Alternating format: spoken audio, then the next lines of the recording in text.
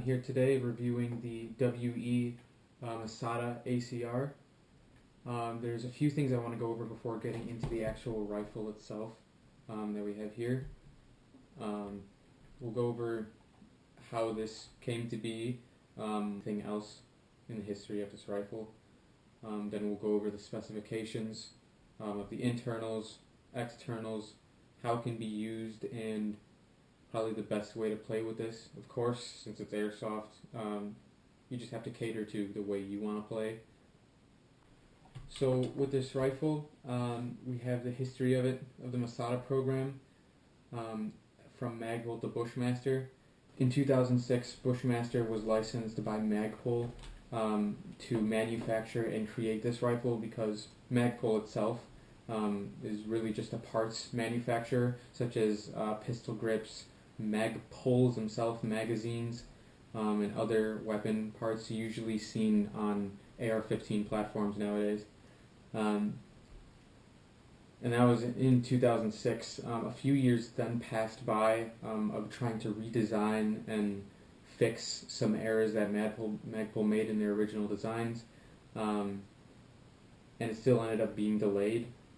The original plan for the weapon, the firearm, the ACR family itself, was to be the most modular, and eventually it ended up being the most modular rifle that I've seen personally.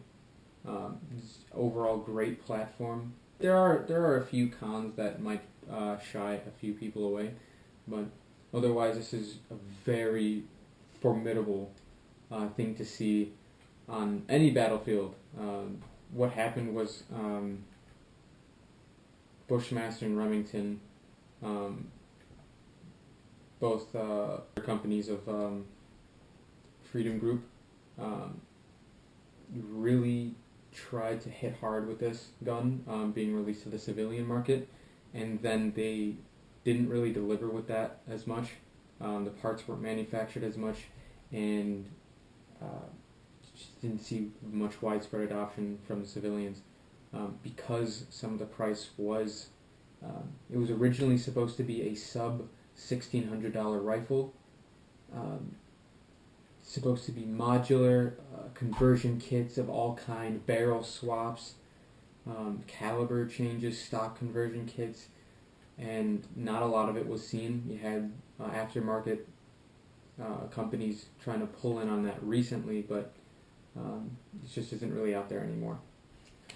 So because of that, now the gun is about, in real life at least, the gun is about $2,400, and even higher than that in some places if you can find it. Because Bushmaster and Remington has been shut down by Freedom Group recently, they're kind of a little difficult to find. I'm not sure if they're still in production, but they seem to be halted for now, if anything. Now we're going to move into the airsoft aspects of this rifle. We're going to go over from stock to barrel. It is a fully retractable. We'll start with the stock and foldable by the press of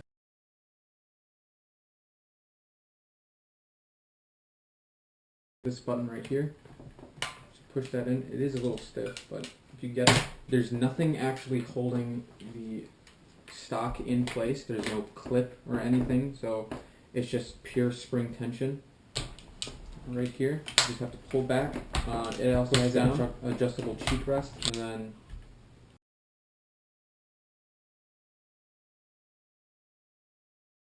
push it back inwards. And if you want it raised, just do the opposite. Push it back, raise it, and there you go. It's locked in place. Where this attaches to is right here. There have been a few stock conversions to the FN SCAR series. They have very similar stocks, so usually you could just slide it in. But like I said, there's stock conversions, and even M4 AR-15 buffer tube stock conversions instead of this UGG boot stock, as we like to call it. Go over the receivers. The upper receiver is, I think this is aluminum, I believe, just by the weight, just to cut down. Very robust though. It's got a very nice finish to it. I got this rifle used though, so there are a few. There show signs of wear in certain places. Then the lower receiver is full. It's a very sturdy polymer. I'm actually shocked by how very robust this design is for this lower receiver. Everything about this is just absolutely wonderfully made. Mag release, ambidextrous on both sides. They're held in by 2 pins on, one pin on each lever, and then magazine release on the right side, AR-15 like, much so, and also on the other side as well, in the same location. They're suitable for lefties. Moving up to the charging handle, this is ambidextrous and is non-reciprocating. It's not electric blowback, but the bolt catch, it locks in once you pull the charging handle back. Bolt catch catches it right here at the bottom, and this is also ambidextrous. You push down to release, and you lock it back to see your hop up right there. Hop up is a little stiff, but it should be okay over time. Your mag that comes with it is a standard high capacity magazine, but because this was based on Magpul, you do have more of a Magpul PMag look to it. I like to color code my mags just to see them on the field, just to make sure that they're mine if I drop them anywhere. But this is about 300 BBs can fit in here, 300 and 350. Like I said, high cap, so you have to wind it at the bottom. I have heard a few things about this rifle though when it comes to magazines. It is very picky, but luckily I used my fake PMags and from wherever, and they seem to seat just fine and they fire flawlessly without issues. There's nothing wrong with this.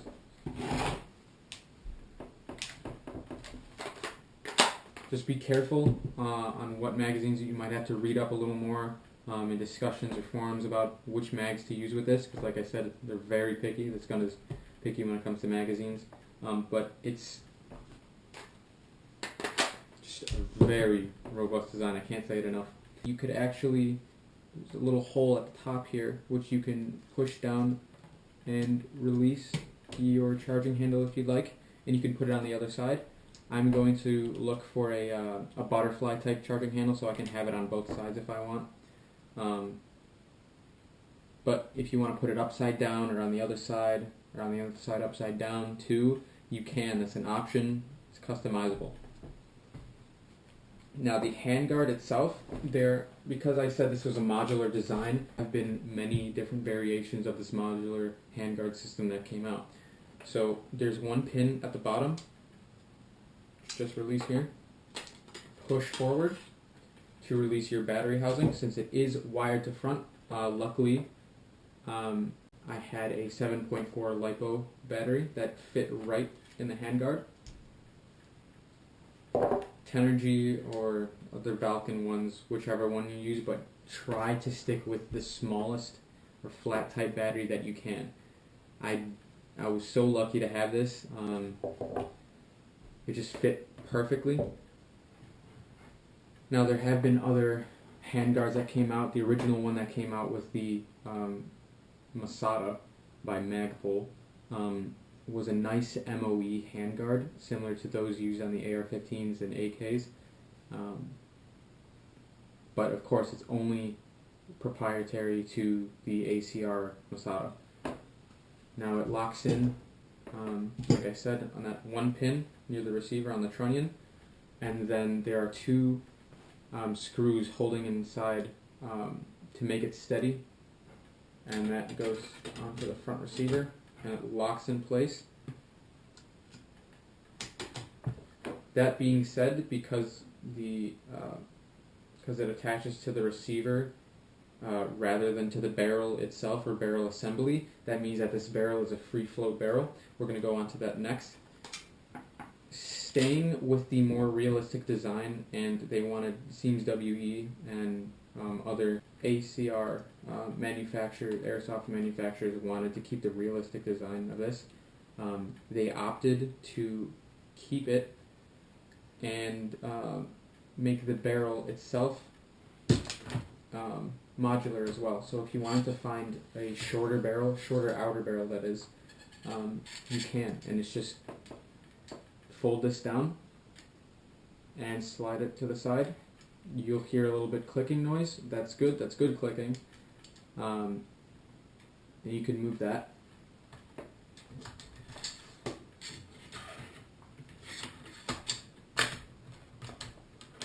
Alright, the barrel, like I said, is a quick change, and the flash hider, the thread for the flash hider is 14mm negative, so that means counterclockwise,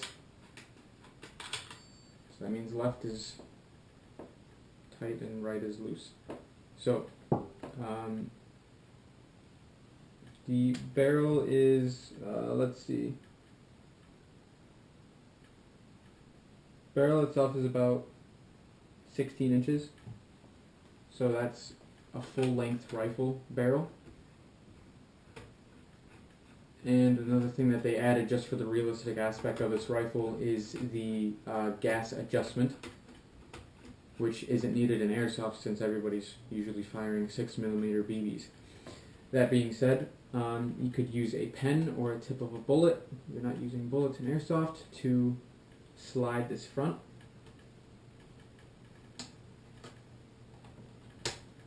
To suppressed or unsuppressed is just something they added on the Masada rifle, especially for those who wanted to use a suppressor on it, which I don't blame them. This is a perfect rifle to add a suppressor if needed. For barrel extension, I got this WE 3-prong type flash hider. This does absolutely nothing for the common airsofter but make it look cool, because we all know an airsoft is a fashion show. Whatever. We'll put that on. We'll put this back on.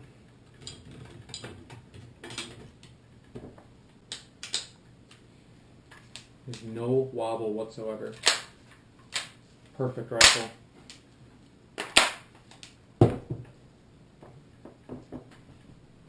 Now the full length of this rifle, with and without the flash hider, is 27 inches with the folded stock, and then 33.6 inches with the fully retracted stock, like this, and 36.6 inches when it's out completely. This is about a 6-inch gap right here.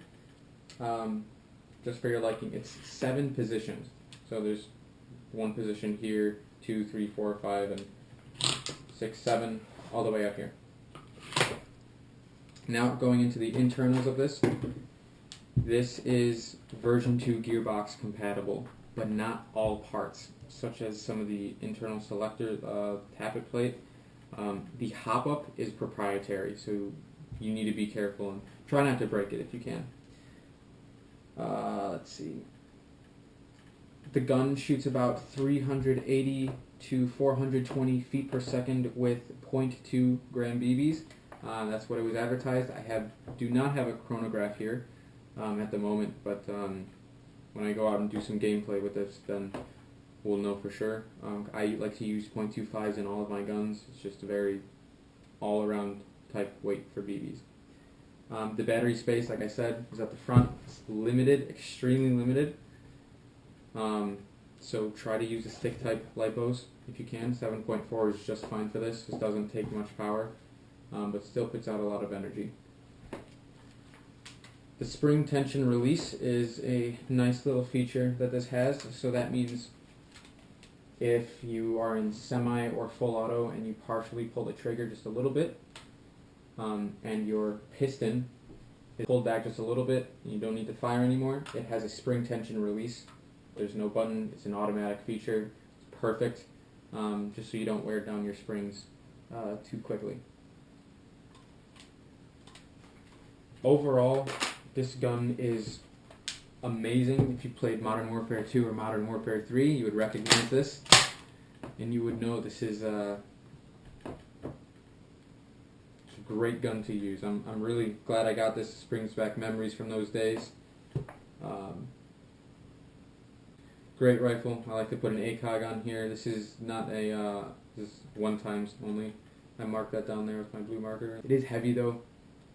Pros and cons of this. The pros is that the nostalgic feeling is amazing, and it's a very steady and modular design. I plan on getting a MOE foregrip just to get that, or forend, just so I can have that original kind of look for this rifle. And it's accurate. This is only a stock gun. Nothing is upgraded, nothing like that. And this is shoots straight, perfect. Pop-up is amazing.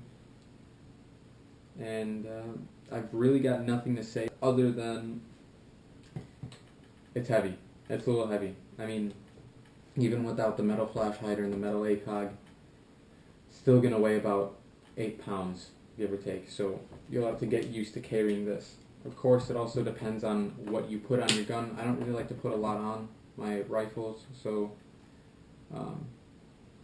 at most I would put on a PEC box, a laser light combo, but other than that, not really bad. Again, with the battery space, it's very limited. I have seen a lot of people put on a battery box on here, just so they can accommodate for their larger batteries. There is no space. You cannot wire it to the back. There's no space in the stock. It's just a small little tube in there. And even the receiver kind of like blocks it off, really. So there's nothing really you can do with the back other than store candy and batteries. Other than that, I've got nothing but good things to say about this gun. I'm glad I got it. Sounds amazing. It looks amazing. And I'll see you guys next time. Thanks for watching.